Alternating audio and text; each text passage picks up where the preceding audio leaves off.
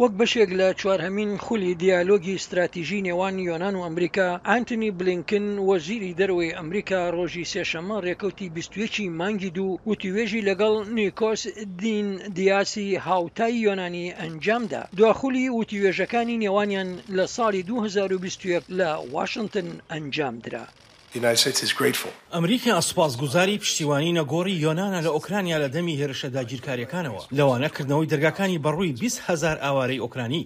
وەزیرانی دەرەوەی ئەمریکا و یۆنان وتیوێژیان لەبارەی بابەتەکانی بەرگری و ئاسایشی هەرێمی و هەروەها وزە کرد. هەروەها هەوڵەکانی یۆنان هەتا ببێتە دابینکارێکی وزە بۆ هەرێمەکە. پەیوەندیەکانی نێوان یۆنان و تورکیاش لە کارنامەی کۆبوونەوەکەدا بوو. ئەوەش دوا بە دوای گەشتێکی وەزیری دەرەوەی ئەمریکا بۆ تورکیا و بلینکن ستایشی ئەنکەرەی کرد بۆ هەوڵەکانی بۆ باشکردنی پەیوەندیەکانی لەگەڵ یۆنان.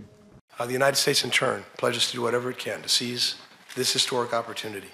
ویلایەتە یەکگرتووەکانی ئەمریکا پەیمان دەدات هەرچی لە توانای دابێت ئەنجامی بدات بۆ قۆستنەوەی ئەم دەرفەتە بۆ بەهێزکردنی پەیوەندیەکانی نێوان ئەم دوو هاوپەیمانە لە هەرێمێکی گرنگدا و لە ساتەوەختێکی گرنگ بۆ هاوپەیمانی ناتۆ و بۆ جیهانیش. لە بواری دیالۆگدا ئەوەی ئێمە وا ئەمڕۆ دەستی پێدەکەین دەرفەتێکمان بۆ قسەکردن هەیە لەبارەی کاری هاوبەشمان سەبارەت بەسەر تۆپکی بایەخەکانی دیکەی هەرێمی، لەوانە برەودان بە وزەی خاوێن و بەهێزکردنی ئاسایشی وزە.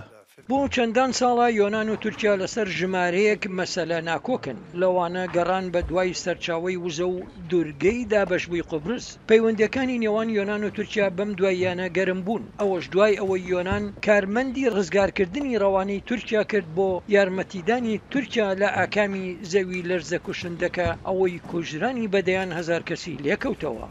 We have seen war returning to Europe with the Russian invasion of Ukraine.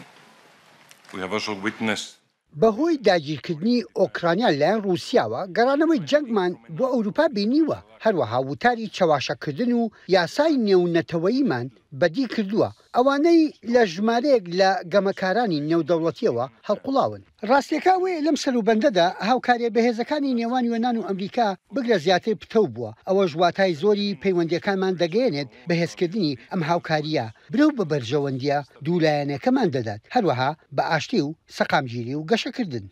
وەک بەشێک لە گەشتە دوو ڕۆژیەکەی بۆ ئاثینا، ئانتنی بلینکن لەگەڵ ڕابەری ئۆپۆزیسیۆنی سەرەکی یۆنانیش کۆ دەبێتەوە، هەروەها لەگەڵ کارمەندانی یۆنانی بۆ ڕزگارکردن ئەوانەی بەشداریان لە هەڵمەتەکانی ڕزگارکردن لە تورکیا کرد. سمکۆ عەزیز، دەنگی ئەمریکا.